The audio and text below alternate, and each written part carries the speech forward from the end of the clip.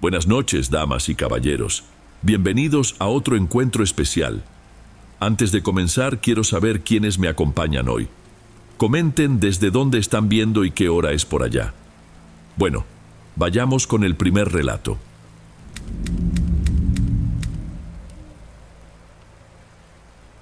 Buenas noches, Dom. Mi nombre es Tiberio. Esto ocurrió hace unos 15 años, cuando yo todavía era agente de la Policía Federal de Caminos y hacía rondines en la patrulla con Silas. Habíamos desarrollado esa complicidad que solo se forja tras años de vigilar las mismas carreteras en la misma unidad. Nos bastaba una sola mirada para saber qué pensaba el otro. Y en aquella noche de domingo, todo transcurría como de costumbre, un aburrimiento profundo, interrumpido únicamente por la estática de la radio y la oscuridad que se desvanecía a toda velocidad por la ventanilla. Cubríamos un tramo de una carretera federal que atraviesa una zona semidesértica, un paraje donde, por la noche, toda la iluminación provenía de nuestros faros y de la luna. Estábamos ya cerca del cambio de turno cuando entró la llamada. La voz del operador en la frecuencia sonó casi desinteresada al reportar un coche detenido por una llanta ponchada, cerca del kilómetro 123. Miré a Silas sin acabar de entenderlo. ¿Una llanta ponchada?, pregunté, más para mí que para él. ¿Y los ángeles verdes? ¿O la grúa de la aseguradora? ¿Desde cuándo nos volvimos llanteros? Silas se encogió de hombros con la vista clavada en el asfalto que se extendía frente a nosotros. Él siempre fue el más pragmático, de esos que no se complican la vida preguntando el porqué de las órdenes. ¿Quién sabe, Tiberio? Nos dijeron que fuéramos y pues vamos. Capaz que el señor no tiene señal, está en una zona peligrosa. Mejor no arriesgar. Su justificación tenía cierta lógica, pero algo en ese reporte seguía pareciéndome extraño. Era un procedimiento fuera de lo común, una llamada muy rara para un problema tan trivial. Aún así, como él dijo, una orden es una orden. Tomamos el siguiente retorno y aceleramos por la autopista desierta, sin la menor idea de que ese era el último viaje que haríamos dentro del mundo que creíamos conocer. No tardamos mucho en divisar el vehículo en el acotamiento, un Tsuru noventero, con las intermitentes parpadeando débilmente en la penumbra. Afuera, un hombre de edad avanzada nos esperaba, con las manos metidas en los bolsillos del pantalón, mirando de un lado a otro. La soledad de ese sitio era algo que se sentía pesado. No pasaba ni un alma. Detuvimos la patrulla detrás de su coche, iluminando toda la escena con las luces altas. El hombre, que luego se presentó como Nilsson, caminó hacia nosotros con una expresión de alivio. No parecía ser una amenaza, solo alguien cansado que necesitaba ayuda. «Buenas noches, oficiales. Gracias por venir». Su voz era baja, un poco temblorosa. Silas bajó primero, tomando la iniciativa en la conversación. «Buenas noches. ¿Qué pasó por aquí, amigo?» El radio informó sobre una llanta ponchada. El señor Nilsson señaló la rueda trasera del coche. «Sí, se ponchó, pero ya iba a cambiarla. La de refacción está buena. El verdadero problema…» Hizo una pausa, como si reuniera valor para confesarlo. «Es que la gasolina ya está en las últimas. No avanzo ni un kilómetro más con esto». Me acerqué evaluando la situación. Así que era eso. Lo de la llanta solo fue el pretexto para llamar. Tenía más sentido, pero la solución no cambiaba. «Entiendo, la gasolinera más cercana está como a 50 kilómetros para atrás. Podemos llevarlo hasta allá para que consiga gasolina». Fue en ese preciso instante que la noche empezó a torcerse. El señor Nilsson negó con la cabeza. «No, para atrás no. Hay un puesto con una bomba de gasolina justo más adelante. No deben ser ni 10 kilómetros desde aquí. Acabo de pasar por ahí». Silas y yo cruzamos una mirada. Esa comunicación rápida que era nuestro código. Conocíamos cada curva, cada bache y cada señal de ese tramo. «Señor, con todo respeto, no hay absolutamente nada en esa dirección», le dije, con la mayor calma que pude encontrar. «El tramo que sigue es un vacío total hasta la siguiente ciudad, y para eso faltan más de 100 kilómetros». La desesperación en su rostro se intensificó. Pero yo lo vi, oficial, le juro que lo vi. Hay un camino de terracería que sale a la izquierda, justo después de esa curva grande. El puesto está hacia adentro. Vi una luz. Señalaba hacia la oscuridad, hacia la nada misma. Su historia sonaba a delirio, quizá por el cansancio o el estrés. Yo ya estaba listo para zanjar el asunto y convencerlo de que volviera, pero Silas hizo algo que jamás habría esperado. Observó fijamente el rostro del señor Nilsson por un momento, y luego se giró hacia mí. «Órale, pues», dijo Silas, sin más. «Lo llevamos. Traiga su bidón». Me quedé paralizado. Lo miré esperando una señal, un guiño, cualquier cosa que me indicara que solo estaba siguiendo un protocolo extraño, pero no hubo nada. Lo decía en serio. «Silas, ¿qué onda con eso?», le dije en voz baja para que solo él me escuchara. «No hay ningún camino por ahí. Solo vamos a revisar y ya, Tiberio. ¿Cuál es el problema?». «El hombre jura que lo vio. Salgamos de dudas», respondió en el mismo tono, mientras abría la puerta trasera de la patrulla. Sin nada que pudiera argumentar, ayudé al señor Nilsson a meter el bidón vacío en el asiento trasero y subimos a la patrulla. El silencio que se instaló era denso. No podía comprender la actitud de mi compañero. Estaba yendo en contra de toda lógica por la insistencia de un desconocido, y mientras él conducía lentamente, buscando una entrada que yo sabía que no existía, sentí una incomodidad en la boca del estómago, una advertencia de que nos dirigíamos a un lugar equivocado. Avanzamos unos 5, quizá 6 kilómetros en silencio absoluto. El único sonido era el del motor y el de las llantas sobre el asfalto. El señor Nilsson, en el asiento trasero, estaba inclinado hacia adelante, con los ojos fijos en la negrura, buscando la supuesta entrada. Yo ya estaba llegando a mi límite, a punto de decirle a Silas que esa payasada había ido demasiado lejos. Tenía la boca seca. Yo conocía ese tramo. No había nada ahí. Y fue en el momento exacto en que abrí la boca para hablar que Silas redujo la velocidad. «Ahí», dijo en voz baja señalando con la barbilla. Seguí su mirada y no pude creer lo que estaba viendo. Justo donde el señor Nilsson había dicho, después de una curva larga, había una abertura en la vegetación. No era un camino de verdad, más bien una brecha, 2 líneas de tierra marcadas en el matorral que se adentraban en la oscuridad. Parecía algo que no se había usado en años. No tenía letreros, ni señalización, nada. «¿No pensarás meterte por ahí, o sí?». La pregunta salió casi como un susurro. Silas no respondió. Simplemente puso la direccional, como si fuera a dar vuelta en una calle normal, y giró el volante.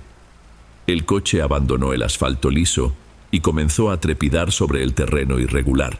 El ruido dentro de la patrulla cambió al instante. Era el sonido de la grava y las ramas secas crujiendo bajo las llantas. La brecha era angosta. Los arbustos arañaban el costado de la patrulla de vez en cuando, un sonido que me ponía la piel de gallina. Los faros abrían un túnel de luz frente a nosotros, pero a los lados y por encima, todo era una oscuridad total. Tomé el radio por puro instinto, solo para revisar la señal. Estaba débil, llena de estática. Estábamos solos. El señor Nilsson parecía cada vez más agitado en el asiento trasero, murmurando cosas como: «Es por aquí, ya casi llegamos». Yo, en cambio, sentía todo lo contrario. Cada metro que avanzábamos por esa brecha me daba la certeza de que estábamos cometiendo un error garrafal. ¿Qué lugar era ese que no aparecía en ningún mapa? Y entonces, cuando mis nervios estaban al borde, lo vimos. En un punto donde la vegetación se volvía más escasa, allá adelante, muy al fondo de la oscuridad, aparecieron unos puntos de luz. Eran luces tenues, amarillentas, como de quinqués o focos de bajo voltaje. Parecía un puñado de casas juntas, una aldea minúscula perdida en medio de la nada. «¡Se los dije!». La voz del señor Nilsson sonó fuerte, cargada de alivio. «¿No les dije que había gente viviendo aquí?». Sabía que no me estaba volviendo loco. Silas me lanzó una mirada de reojo con una media sonrisa. Una mirada que parecía decir, ¿ya ves? Y yo no sabía qué sentir. Una parte de mí se sintió aliviada, porque eso significaba que había una explicación lógica, que el hombre no estaba loco y que no nos dirigíamos a una trampa. Pero la otra parte, la que conocía esa región, estaba gritando. Esas luces no debían estar ahí. Ese lugar no existía. Y sin embargo, ahí estaban, parpadeando frente a nosotros, invitándonos a seguir. Continuamos por la brecha, la patrulla meciéndose lentamente. Lo extraño era que, por más que avanzábamos, las luces amarillentas no parecían hacerse más grandes ni más cercanas. Era una sensación muy rara, como correr hacia una pintura, hacia algo estático. La distancia parecía no acortarse nunca. Silas debió sentir lo mismo, porque lo vi forzar la vista, con la mandíbula apretada. Condujimos por quizá otro 1,5 kilómetros y entonces la brecha simplemente se terminó. No era una bifurcación ni un claro. El camino moría en una pared de matorral cerrado, denso, imposible de cruzar. Silas frenó la patrulla, dejando el motor encendido. Los faros iluminaban una maraña de ramas y hojas. No había a dónde ir, y lo peor, desde ese punto ya no se veía ninguna luz. La aldea había desaparecido. No puede ser. El señor Nilsson abrió la puerta trasera y bajó, con la voz inundada de pánico. Era aquí. Las casas estaban justo ahí adelante. Silas apagó el motor y el silencio de la noche lo invadió todo. Bajó del coche y se acercó al hombre, que gesticulaba hacia el matorral. Tranquilo, señor Nilsson, vamos a ver esto bien. Se giró hacia mí. Quédate en la patrulla, Tiberio. Voy con él un poco más adelante, a ver si la brecha continúa oculta por ahí. No te muevas de aquí. Solo asentí con la cabeza, observando cómo ambos encendían sus linternas. Los haces de luz cortaron la oscuridad, barriendo la vegetación, y empezaron a caminar, bordeando el monte. Me quedé ahí, en el asiento del conductor, viendo cómo las dos figuras se alejaban. Vi las luces de sus linternas hacerse cada vez más pequeñas, hasta que desaparecieron tras una curva en la vegetación. Y entonces me quedé solo. El silencio era total, absoluto, de ese que te retumba en los oídos. Apagué la radio para ahorrar batería y la estática que me hacía compañía se desvaneció. Ahora solo éramos la noche y yo. Pasó 1 minuto, 2. El tiempo parecía estirarse. Empecé a tamborilear con los dedos en el volante, un hábito que tenía cuando me ponía nervioso. 5 minutos. Nada. Esa incomodidad en el estómago creció, se convirtió en un miedo helado. ¿Dónde se habían metido? ¿Qué estaban haciendo? La regla era clara: nunca separarse, y menos en un lugar como ese. Abrí la puerta y bajé. Necesitaba estirar las piernas. El aire de la noche estaba quieto, sin una pizca de viento. Miré en la dirección en que se fueron. Nada. Oscuridad total. Entonces me di la vuelta y miré hacia el camino por el que habíamos llegado, buscando en el horizonte cualquier señal de las luces que habíamos visto antes. No había nada. No era que los árboles bloquearan la vista. La oscuridad parecía un muro. No se podía ver nada. Las luces no habían sido cubiertas. Simplemente habían dejado de existir. Aquel pequeño atisbo de una explicación lógica se había desmoronado, dejándome con algo mucho peor: lo imposible. Mi corazón empezó a latir con más fuerza. Una sensación extraña me recorrió los brazos. Y no era de frío. Tenía ganas de subir a la patrulla, dar la vuelta y largarme de ahí lo más rápido posible, dejarlos a los dos atrás. Lo sé, es horrible pensar algo así, pero el impulso de huir de ese lugar era más fuerte que la lealtad. Cuando estaba a punto de tomar la peor decisión de mi vida, vi los haces de luz reapareciendo a lo lejos. Estaban volviendo. El alivio que sentí fue tan intenso que mis piernas flaquearon un poco. Esperé a que se acercaran. El señor Nilsson caminaba con la cabeza gacha, los hombros caídos, como un hombre derrotado. Silas venía justo detrás, con la linterna apuntando al suelo, y su rostro estaba endurecido, con una expresión seria que nunca antes le había visto. Llegaron a la patrulla y subieron sin decir una sola palabra, ninguno de los dos. El señor Nilsson se encogió en el asiento trasero. Silas se sentó en el lugar del conductor, guardó la linterna y arrancó el motor. El ruido del motor rompiendo el silencio fue un alivio. Metió reversa y comenzó la difícil maniobra para dar la vuelta en la angosta brecha. Quería preguntar, quería gritar, ¿qué demonios pasó? Pero el ambiente dentro del coche era tan pesado, tan cargado, que no pude articular una sola palabra. Recorrimos todo el camino de tierra en un silencio absoluto, dejando atrás aquel final del camino y el vacío donde, minutos antes, un lugar entero parecía existir. El suave golpe de las llantas al volver al asfalto fue uno de los sonidos más normales y al mismo tiempo más extraños que he escuchado.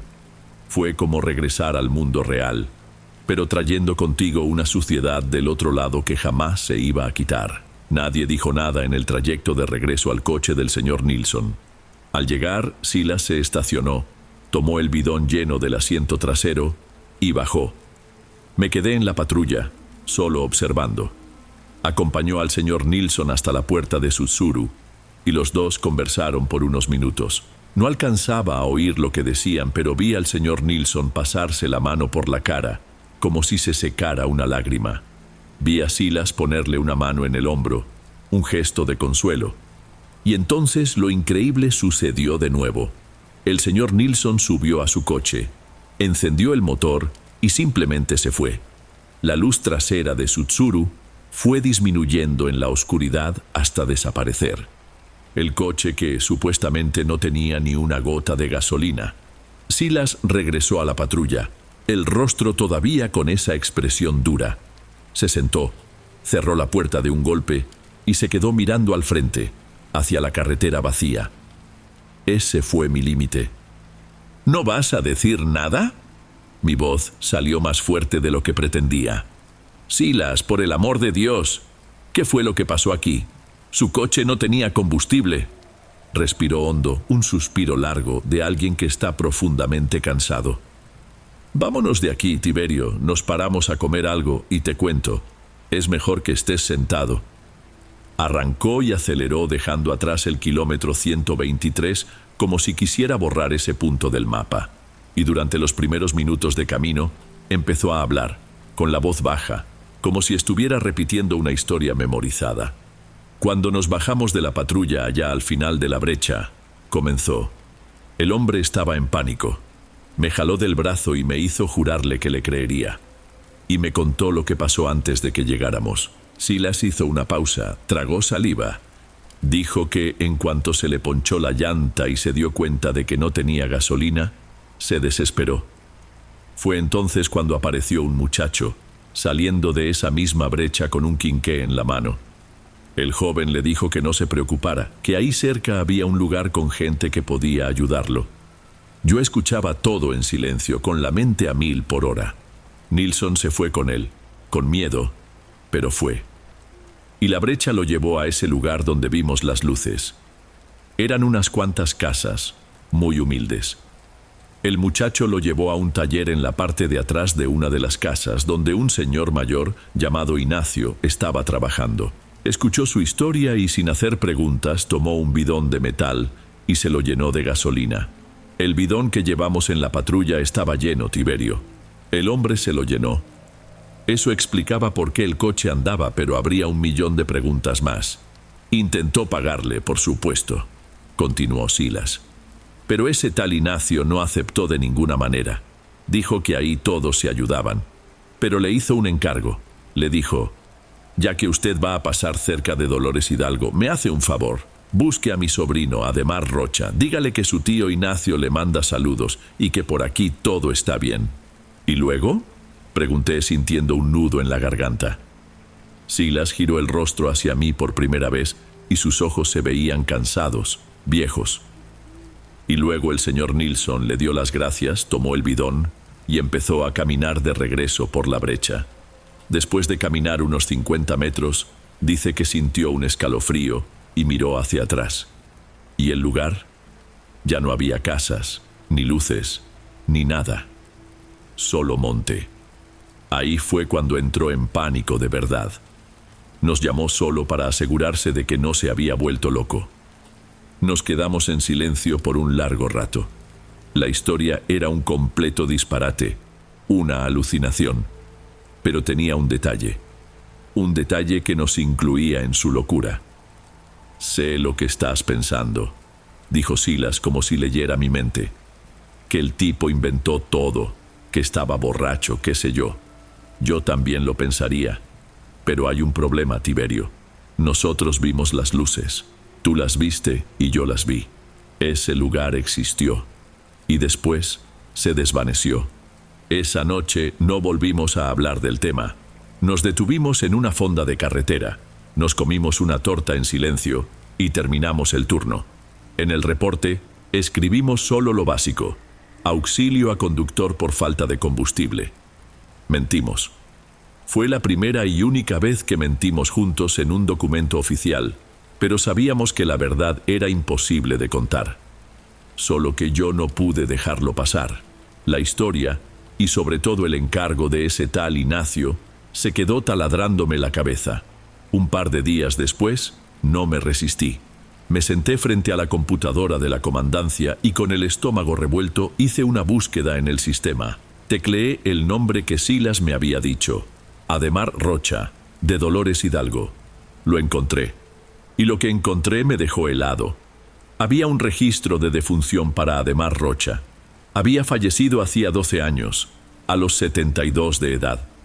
Pero no fue eso lo que me derrumbó. Fue la filiación. En los documentos antiguos constaba el nombre del tío, quien había sido su tutor legal por un tiempo: Ignacio Rocha, reportado como desaparecido durante una inundación que devastó la zona del río 60 años atrás. Su cuerpo nunca fue encontrado. Imprimí todo: el acta de defunción del sobrino y el reporte de la desaparición del tío. Le llevé los papeles a Silas, con el corazón acelerado, pensando que aquello, esa prueba, nos haría entenderlo juntos. Él miró los papeles en mi mano, luego mi rostro, y entonces negó con la cabeza, lentamente. «¿Qué quieres hacer con eso, Tiberio?» «Es la prueba, Silas, no estamos locos», le dije con la voz a punto de quebrarse. «Number», respondió con firmeza, «eso es veneno, vimos lo que vimos, y se acabó. Si sigues escarbando, esa cosa no te va a soltar nunca. Haz bola ese papel y tíralo a la basura. Es un consejo de amigo». Pero no lo tiré. Y él nunca más volvió a tocar el tema. Ese fue el día en que nuestra mancuerna comenzó a morir. Seguimos trabajando juntos un par de años más, pero la sintonía se había roto.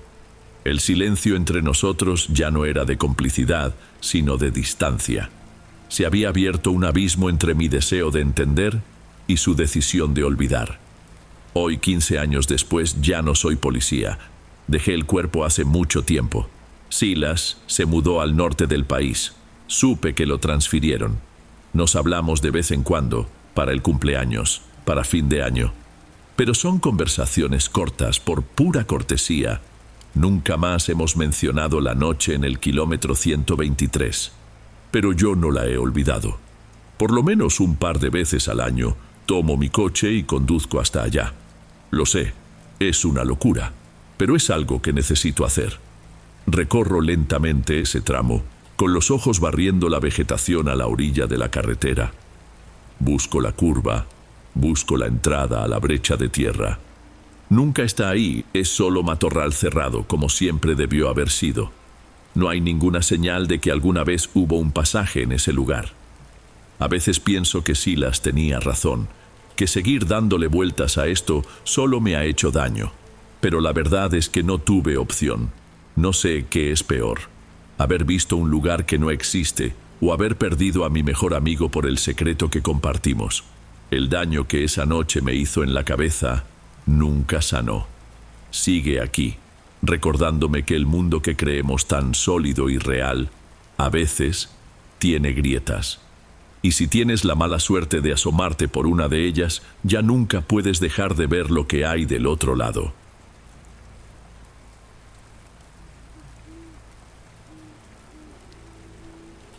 Antes de pasar al siguiente relato, asegúrate de estar suscrito al canal y de haber activado la campanita para recibir las próximas historias.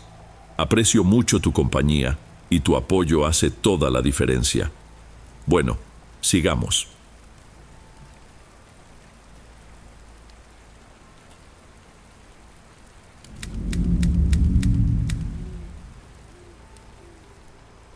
Mi hermano Mauro me llamó hace unos días. Su voz sonaba distinta, con esa clase de entusiasmo que solo le aparece cuando cree que ha cerrado un negocio redondo. Siendo el mayor, siempre ha sido el pragmático, el de los planes y las hojas de cálculo. Yo ya me imaginaba que alguna noticia importante se venía. ¿Qué tal, Renan? ¿Todo en orden? Tengo algo que contarte. Creo que por fin me voy a mudar del departamento. Lo felicité, por supuesto, se lo merecía, pero entonces le hice la pregunta que no debí. ¡Qué buena noticia! ¿Y ya sabes a dónde? Hubo una pausa del otro lado de la línea. ¿Te acuerdas de nuestra antigua colonia? ¿Dónde crecimos? Pues apareció un terreno por allá a un precio increíble, un par de calles más arriba de la casa donde vivían papá y mamá. Voy a construir desde cero. Sentí una cosa extraña en el estómago. Intenté disimular, mantener un tono de voz normal. ¿Nuestra colonia? ¿Pero dónde exactamente? Pues por ahí, cerca de la placita esa que tenía el columpio roto. Queda como a unos 100 metros de la esquina de la casa de don Manuel. Cuando dijo ese nombre lo sentí como un golpe. Mauro siguió hablando, describiendo el tamaño del lote, las ventajas, el sol de la mañana, pero su voz se fue volviendo lejana. Mi mente viajó en el tiempo, hacia una imagen que me persigue desde niño. Una imagen que, para él, nunca fue más que una historia tonta. «¿Renan? ¿Sigues ahí? ¿No te gustó la idea?», preguntó al notar mi falta de reacción. «No es eso, es que...» «¿Cerca de su casa, Mauro? ¿En serio?». Su paciencia se agotó en un instante. El tono cambió de animado a fastidiado, el mismo que usaba 30 años atrás. «Ay, no, no me digas que vas a empezar con eso otra vez. ¿Qué edad teníamos? ¿7, 8 años? La casa sigue ahí, cayéndose a pedazos. Ya nadie ni se acuerda de ese señor. Él no lo entiende. Para mi hermano, aquello es solo una construcción abandonada, un inmueble sin valor en medio de una colonia que alguna vez fue nuestra. Para él, el recuerdo de don Manuel es el de un vecino problemático que el resto de la gente olvidó. Pero para mí, no. Para mí, el recuerdo es otro. Es el de una silueta sentada en un balcón oscuro, noche tras noche. La sombra de un hombre casi sin rostro, que se quedaba ahí, bebiendo y llorando en voz baja en la penumbra. Y ese recuerdo, por más que he intentado, nunca se ha ido. Después de colgarle a Mauro la imagen de aquel balcón, no se me salía de la cabeza. Era más que un recuerdo. Era una sensación física, una incomodidad que sentía en la boca del estómago. Sabía que no iba a poder calmarme hasta hablar con la única persona que siempre se tomó mi historia en serio, aunque no la comprendiera del todo. Tomé el coche y manejé hasta la casa de mi padre. Estaba en la cocina preparando un café. El aroma inundó el lugar y por un momento me sentí a salvo. Le conté sobre la llamada de Mauro, sobre el terreno, sobre mi reacción. Me escuchó en silencio, sin interrumpir, solo asintiendo lentamente con la cabeza. Cuando terminé, suspiró, sirvió 2 tazas y se sentó conmigo en la mesa. «Tu hermano es muy terco. Él no se acuerda de las cosas como tú», me dijo mi padre, con su voz calmada de siempre. Para él, Manuel era solo el borracho de la colonia. Pero la historia era más triste que eso.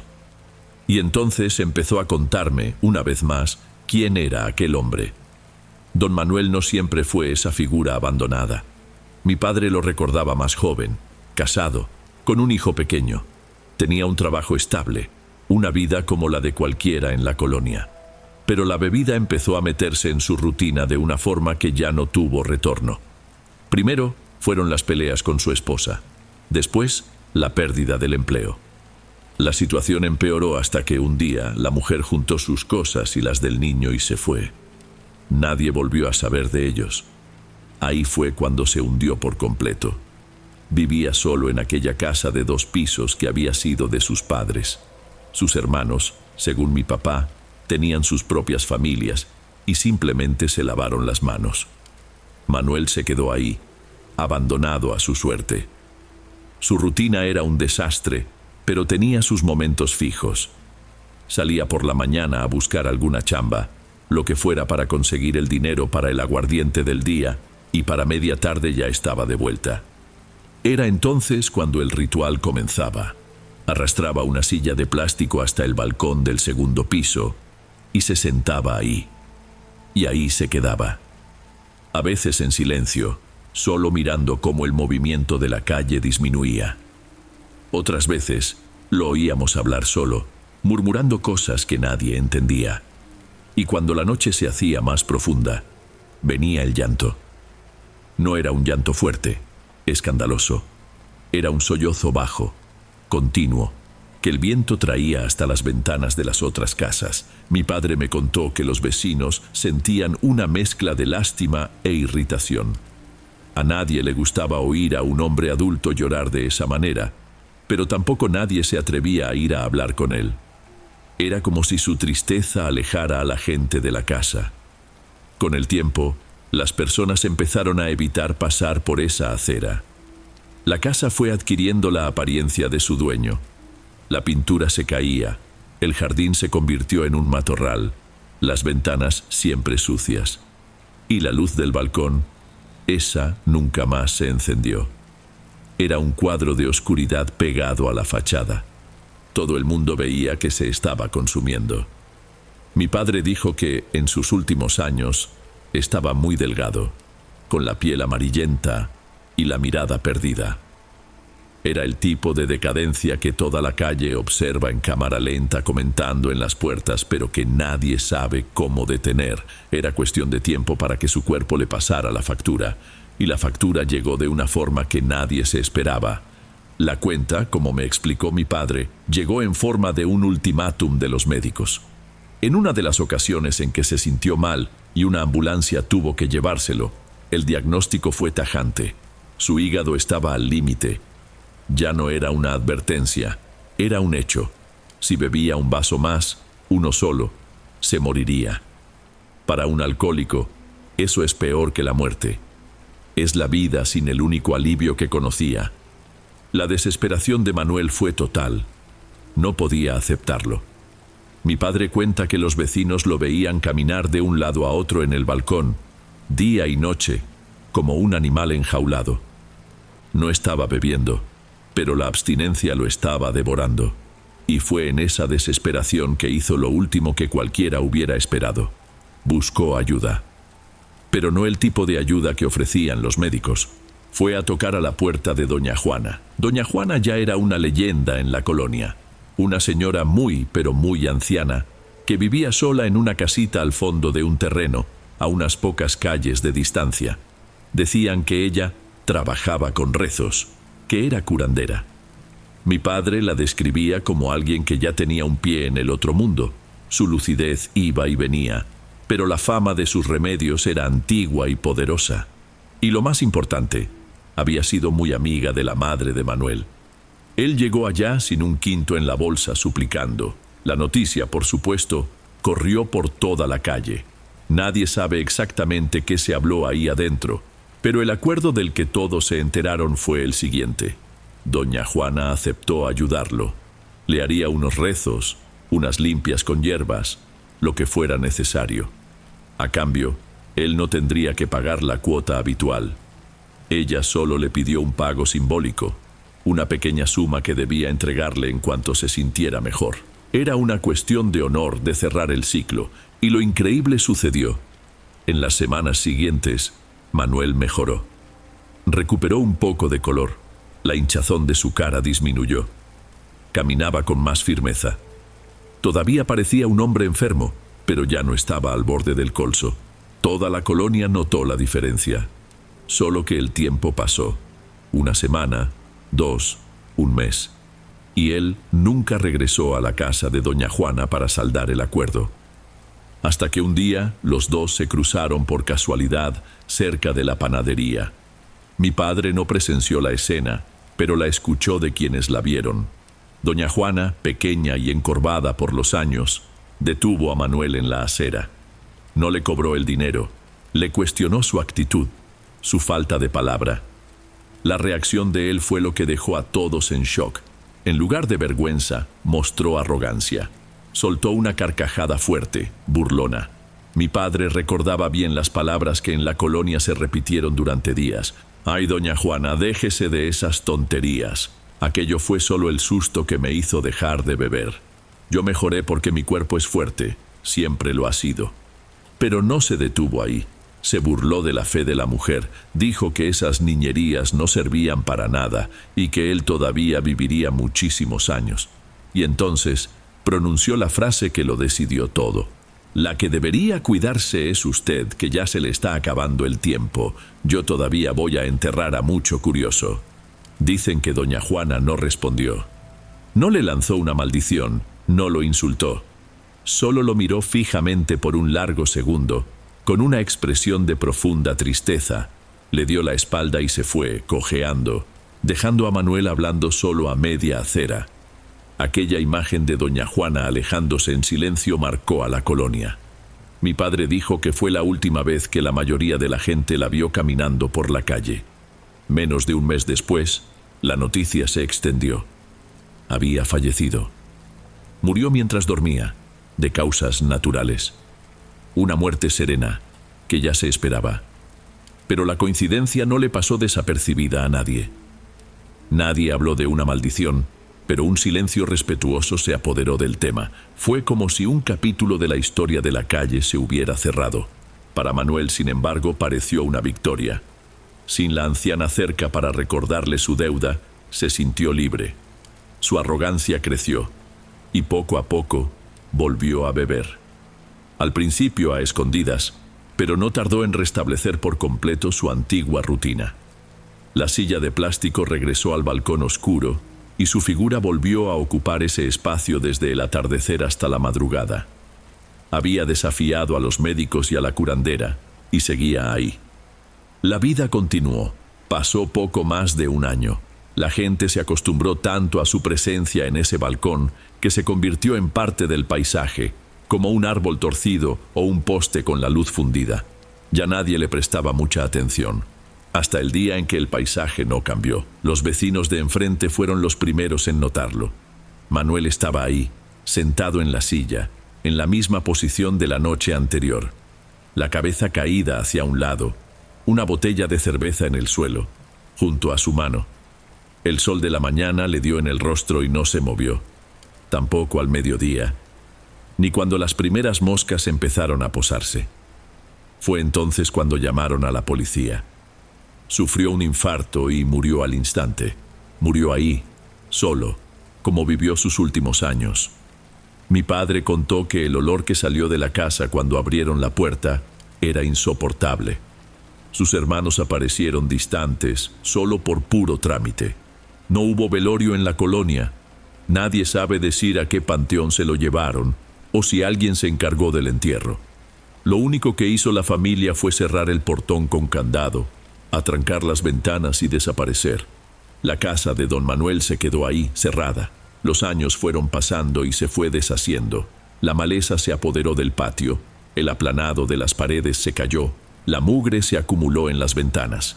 Se convirtió en una presencia muerta en la calle, un recordatorio silencioso de una historia triste que todos preferían olvidar.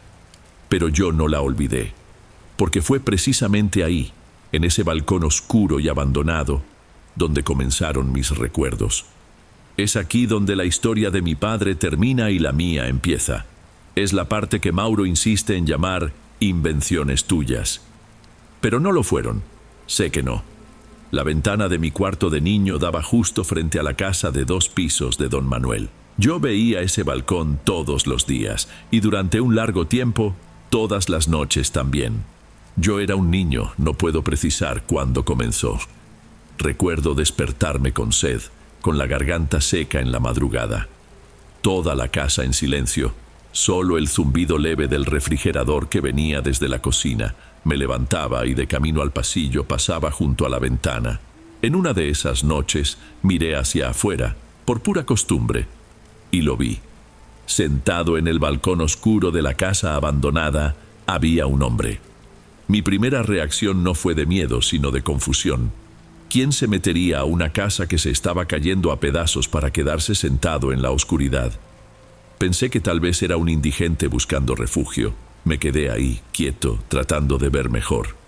Pero era imposible. El balcón era una mancha de penumbra, y la figura era solo un bulto, apenas más oscuro que la oscuridad misma. Tenía la cabeza gacha, no se movía. Después de un rato, volví a la cama, confundido, y terminé por dormirme.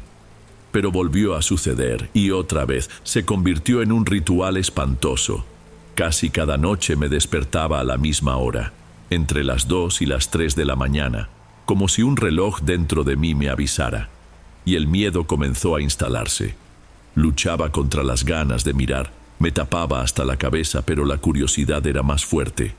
Me deslizaba fuera de la cama, me acercaba a gatas a la ventana y espiaba por una rendija de la cortina. Él siempre estaba ahí, en la misma silla, en la misma posición. El verdadero pavor comenzó cuando empecé a escuchar los sonidos. En las noches más silenciosas, cuando ni siquiera soplaba el viento, alcanzaba a oír un llanto.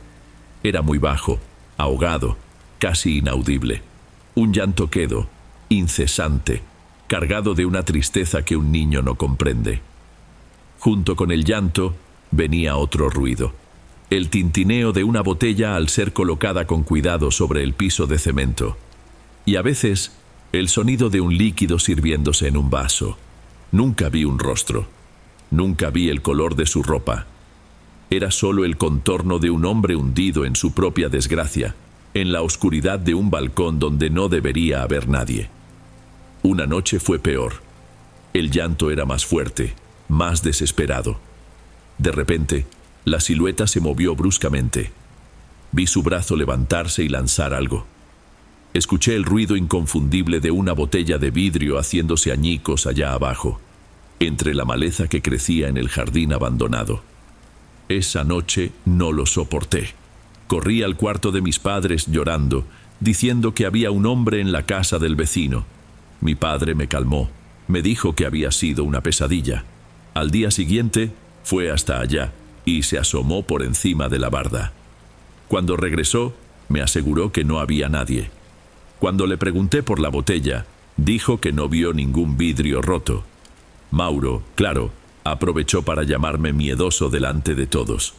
Después de eso dejé de contarlo. Aprendí a vivir con mi secreto. Las noches se convirtieron en una prueba de resistencia. Me despertaba, con el corazón ya acelerado, y me obligaba a no mirar. Me giraba hacia el otro lado, cerraba los ojos con fuerza, rezaba para que el sueño regresara pronto. Pero yo sabía que él estaba ahí, al otro lado de la calle, sentado en la oscuridad, reviviendo su propio final cada noche. Y yo era el único que lo presenciaba. Terminé de contarle todo esto a mi padre, ahí en la mesa de la cocina. La taza de café frente a mí ya estaba fría. Me miró y por primera vez vi en su rostro algo más que paciencia. Era una especie de tristeza, de lástima. No sentía lástima por mí, sino por la situación entera. Es un recuerdo muy poderoso, ¿verdad?, dijo, más como una afirmación que como una pregunta. Mauro nunca lo entendió. Él siempre creyó que mezclaste las historias que oías en la calle con algún mal sueño. Los niños hacen esas cosas. Pero no fue un sueño, papá. Sé que no lo fue. Era demasiado real. Tomó un sorbo de café y dejó la taza en el plato con un cuidado que no era propio de él. Estaba aplazando lo que tenía que decir. El problema, Renan, no es lo que recuerdas haber visto. El problema es cuándo lo viste. No lo entendí de inmediato. ¿Cómo que cuándo? Mi padre se acomodó en la silla. Nos mudamos a esa casa de la calle de arriba en enero de 1992. Recuerdo bien la fecha, porque tu mamá ya estaba en la recta final del embarazo. Hizo una pausa, mirándome, esperando que yo atara cabos. Yo seguía sin comprender. Don Manuel, hijo, él murió en octubre de 1991. Mi cerebro tardó unos segundos en procesarlo. Las fechas danzaban en mi cabeza, negándose a encajar. Octubre del 91. Enero del 92. Papá, yo no... Renan, me interrumpió con una voz más firme y clara que nunca. Tú naciste en marzo de 1992. Cuando nos mudamos a esa casa, Manuel ya llevaba casi 3 meses muerto y enterrado. Tú nunca viste a ese hombre con vida. Me quedé sin aire. De repente, me cayó el 20 de una forma aterradora. No era un recuerdo distorsionado. No era un sueño basado en alguien que yo veía durante el día. Era otra cosa. La imagen en mi cabeza se volvió más nítida y al mismo tiempo más espantosa. El hombre en el balcón no era un invasor, no era un vecino. Era un eco, una mancha que se quedó atrás. Le di las gracias a mi padre y me fui. En el coche, antes de arrancar, le volví a llamar a Mauro. Tengo algo que decirte sobre el terreno, le dije. Le conté la conversación que tuve con nuestro padre. Le hablé de las fechas, de mi nacimiento, de la muerte de don Manuel. Del otro lado de la línea, por primera vez en su vida, mi hermano se quedó en completo silencio, ni una burla ni una explicación lógica, solo el sonido de su respiración. Yo necesito colgar. Fue lo único que pudo decir antes de terminar la llamada. Nunca más volvió a mencionar el tema del terreno. La casa de don Manuel sigue ahí, pudriéndose, y yo finalmente comprendí mi recuerdo. No era solo la visión de un fantasma lo que me asustaba, era el sentimiento que venía con ella, la tristeza de alguien atrapado en un ciclo de soledad, repitiendo su vicio en la oscuridad. Una tragedia tan potente que se filtró hacia el otro lado, y que solo podía ser vista por los ojos de un niño que aún no sabía qué era la muerte. El miedo que sentía por él dio paso a un pavor distinto y más profundo, la certeza de que hay tristezas que pesan tanto que ni la muerte se las puede llevar.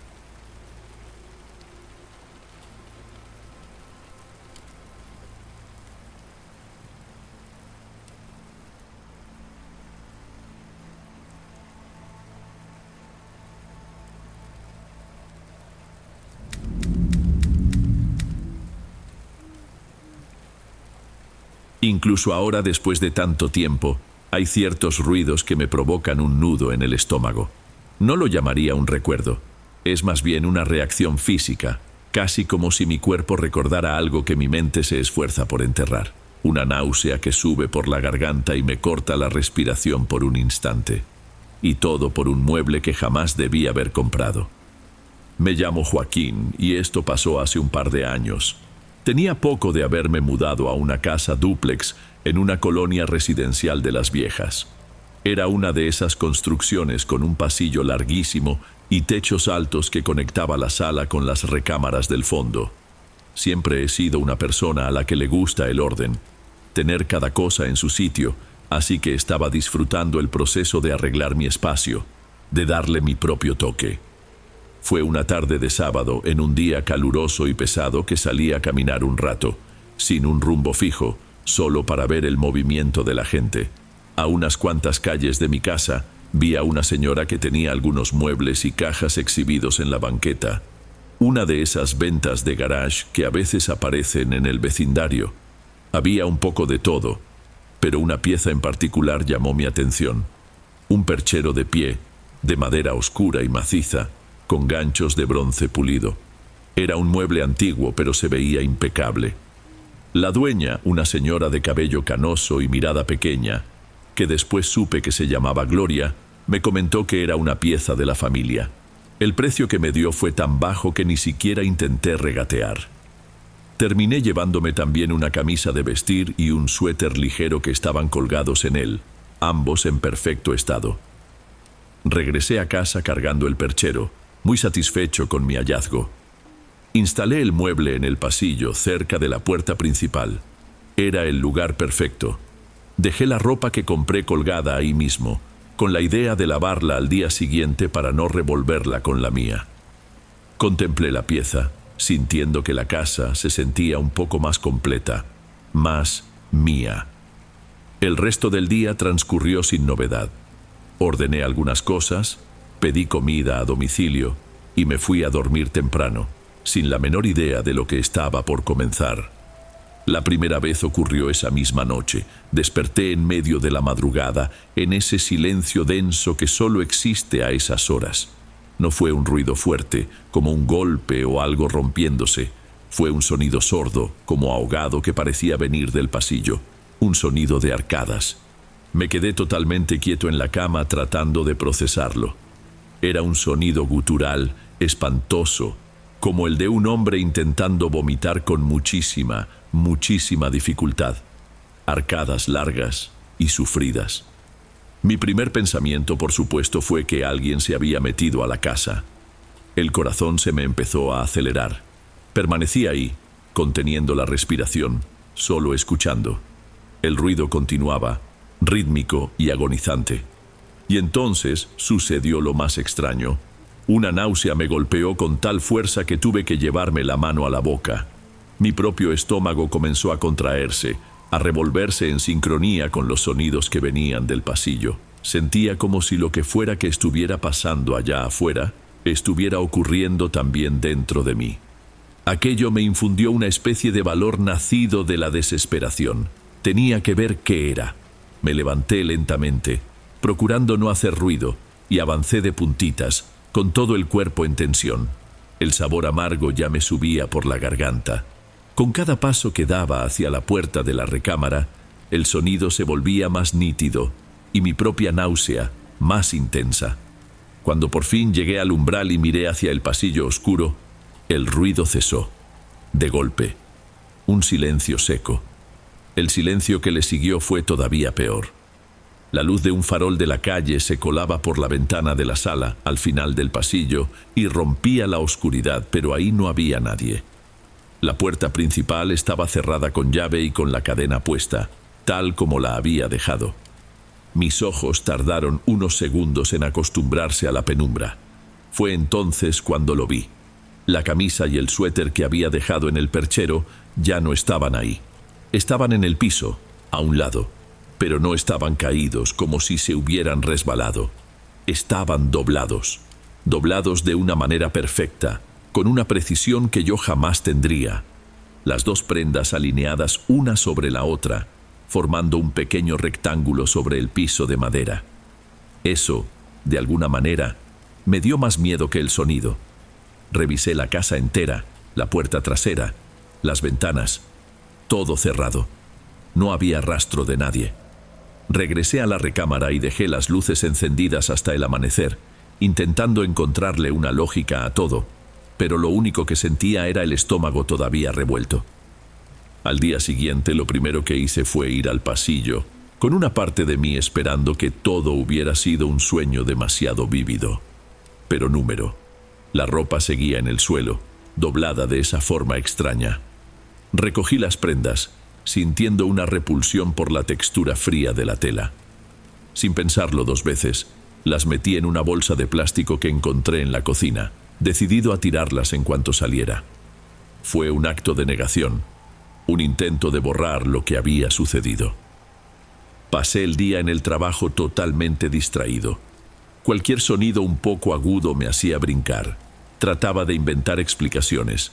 Podía ser el vecino con el que compartía pared, quizá alguien enfermo. El sonido podía viajar de forma extraña por la estructura de la casa. ¿Y la ropa? Sonambulismo. Nunca me había pasado, pero ¿quién sabe? Uno se aferra a lo que sea, por más ilógico que parezca, para no tener que admitir lo que en verdad teme. El regreso a casa al final de la tarde fue pesado. Ver cómo se ocultaba el sol me ponía cada vez más tenso. Cuando cayó la noche, la casa se transformó.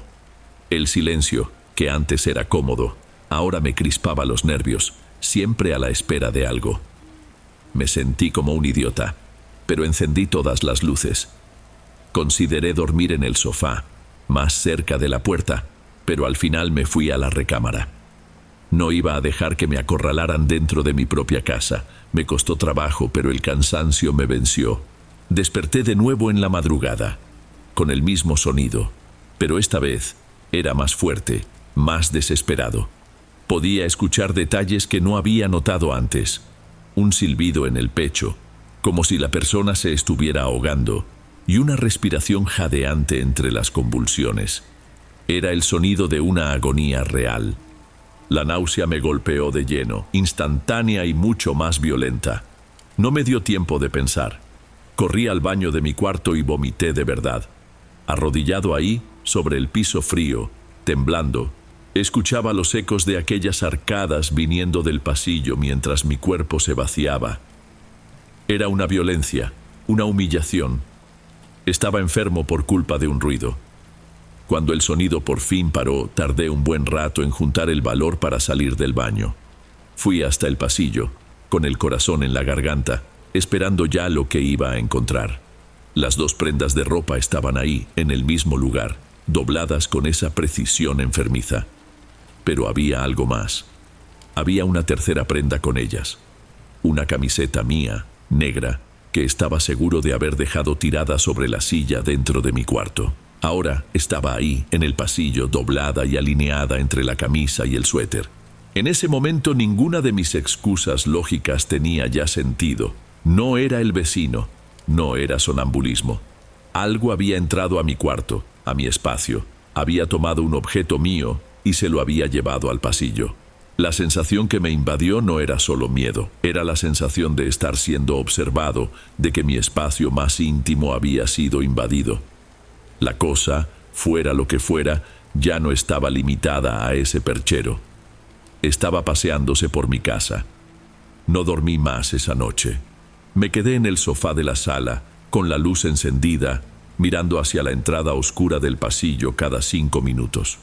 En cuanto clareó el día, tomé esas 3 prendas de ropa, mi camiseta y las otras 2, y sin siquiera desdoblarlas las metí todas en una bolsa de basura. Amarré bien la boca de la bolsa y la dejé en el patio de servicio, al fondo de la casa, lo más lejos posible de mí. Antes de irme a trabajar hice algo más. Arrastré el perchero, lo quité de ese rincón en el pasillo y lo puse en la sala, justo detrás de la puerta de entrada. Mi razonamiento era confuso, desesperado. Si era algo sobrenatural, el lugar no importaría. Pero si, por una mínima posibilidad, era alguien entrando a la casa, esa persona se toparía con el mueble y haría un ruido que me despertaría. Intentaba protegerme de todas las formas, de la lógica y de la ilógica. La tensión se acumuló durante los siguientes 2 días. Dormí mal, comí poco. Y entonces, el jueves por la tarde, el horror subió de nivel. Estaba en la cocina, preparando un café. La luz del sol entraba con fuerza por la ventana. Los sonidos de la calle eran los de un día cualquiera. Niños jugando, la música de cumbia de algún vecino. Una normalidad que se sentía como una delgada capa de hielo. Fue cuando lo oí. El sonido de las arcadas viniendo del pasillo. De día. Todo mi cuerpo se contrajo, pero había algo diferente en el sonido. El timbre era más agudo, menos cavernoso. Avancé despacio, en silencio, hasta la puerta de la cocina que daba al pasillo. El sonido venía de ahí, claro, y entonces lo entendí. Me quedé helado. La voz se parecía a la mía. No era una copia perfecta, sino una imitación grotesca, como una grabación de pésima calidad de mi propio sonido de ahogo en el baño. La noche anterior, la cosa me estaba imitando. El pavor fue tan grande que me dio una especie de coraje enfermizo. Tenía que ver. Con el estómago ya retorciéndose, forcé la mirada a lo largo del pasillo. No había nadie.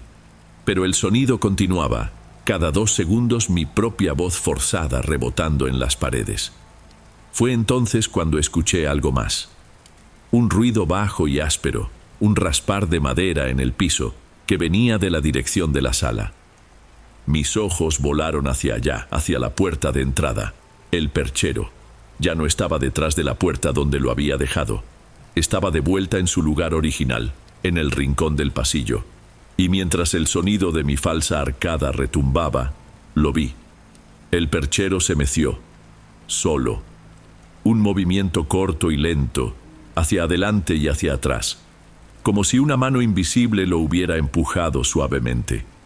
Esa imagen, combinada con el sonido de mi propio cuerpo siendo usado como un arma en mi contra, fue el detonante. La náusea explotó. Corrí al baño y vomité con una violencia que nunca había sentido. Fue la peor de todas las veces. Estaba ahí, inclinado sobre el inodoro, y al mismo tiempo escuchaba un eco distorsionado de mí mismo viniendo de afuera.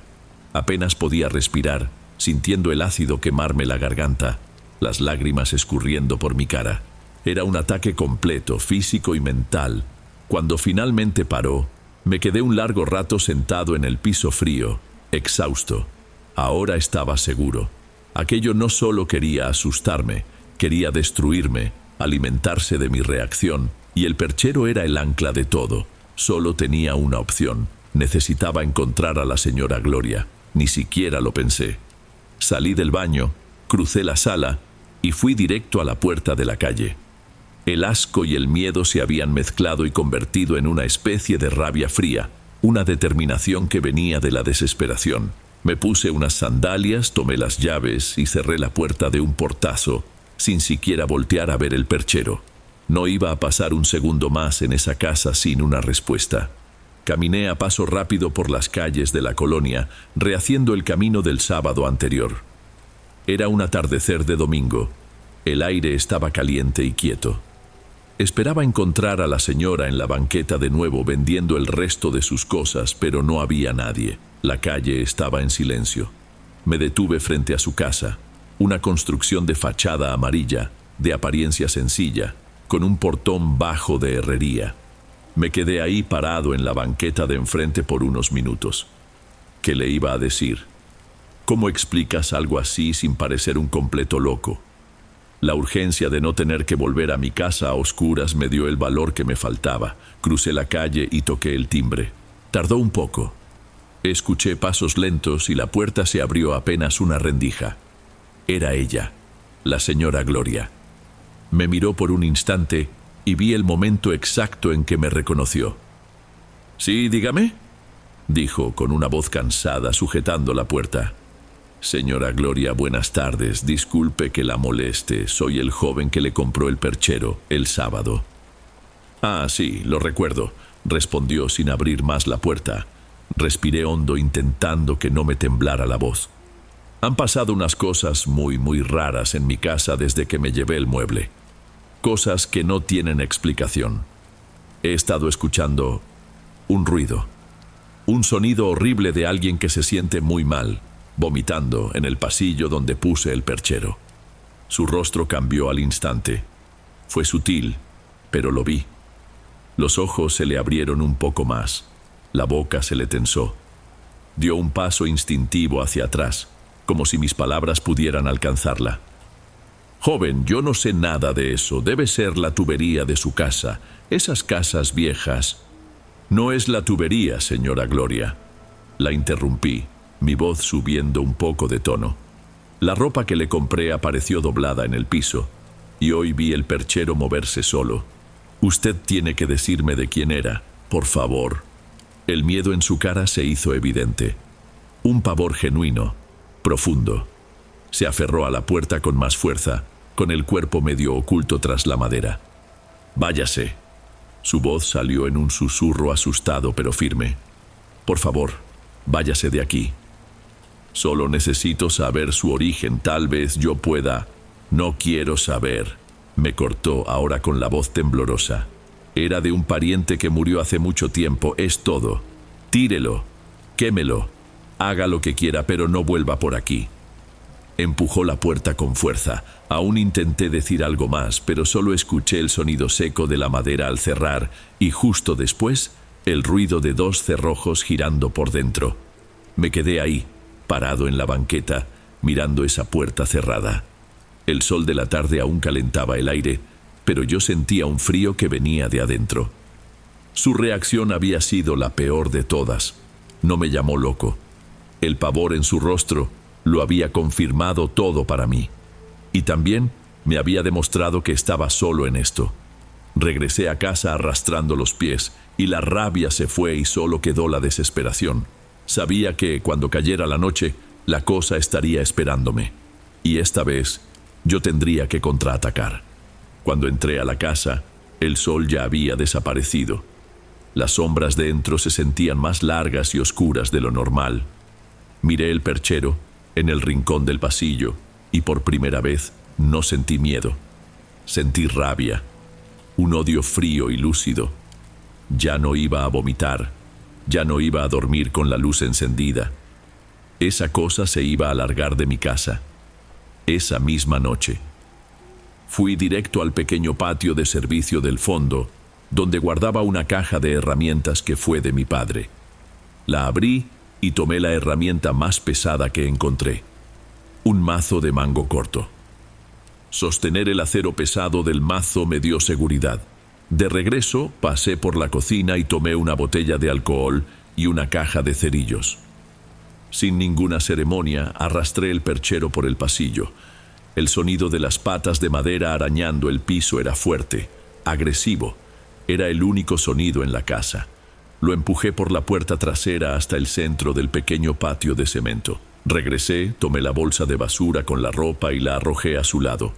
No esperé, no pensé. Levanté el mazo sobre mi cabeza y lo dejé caer con toda mi fuerza en la parte más alta del mueble. El crujido de la madera maciza al partirse resonó en la noche. Y seguí, golpe tras golpe, sin parar. Cada impacto era por una noche en vela, por cada oleada de náusea, por cada segundo en que me sentí como un prisionero humillado en mi propia casa. Las astillas volaban por el aire, sudaba. Mi respiración era un desgarro en la garganta, pero no me detuve hasta que el elegante perchero fue solo un montón de escombros informes en el suelo. Cuando ya no hubo más que romper, rasgué la bolsa de basura y arrojé la ropa sobre la pila de madera. Abrí la botella de alcohol y derramé el líquido sobre todo, empapando los restos. El olor fuerte y químico impregnó el aire. Encendí un cerillo. La llama tembló por un segundo. Lo arrojé sobre la pila. El fuego se levantó de golpe, un fogonazo naranja que irrumpió, devorando la madera seca y la tela. Me quedé ahí parado, jadeando, viendo el fuego crepitar, sintiendo el calor en el rostro. Vi la historia de ese objeto, fuera cual fuera, convertirse en humo y cenizas. El fuego fue muriendo poco a poco hasta que solo quedó una brasa roja y humeante. Y entonces, el silencio. Pero ahora era un silencio diferente, ligero, limpio. Nunca más volví a escuchar el sonido de esas arcadas. La cosa se había ido. Pero el alivio no fue completo. Quedaba el recuerdo de la violencia, del odio que tuve que sentir para liberarme. Viví en esa casa por un año más, pero nunca volvió a ser la misma. E incluso ahora, como dije al principio, ciertos sonidos me afectan. Alguien tosiendo muy fuerte cerca de mí, una persona que se atraganta en una película. Mi estómago se contrae al instante. La aparición fue quemada, pero lo que le hizo a mi cuerpo se quedó como una cicatriz, una que nadie ve, pero que siempre está ahí, recordándome que a veces el precio de un objeto antiguo es mucho más alto de lo que uno se imagina.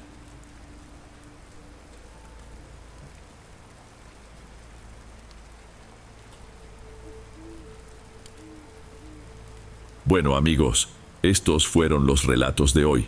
Espero de corazón que les hayan gustado. Subo nuevos videos todos los días y me dará mucho gusto verlos en los próximos. Ahora en la pantalla les dejo otros 2 buenos videos que seguro les encantarán. Un abrazo de Dom y nos vemos por allá.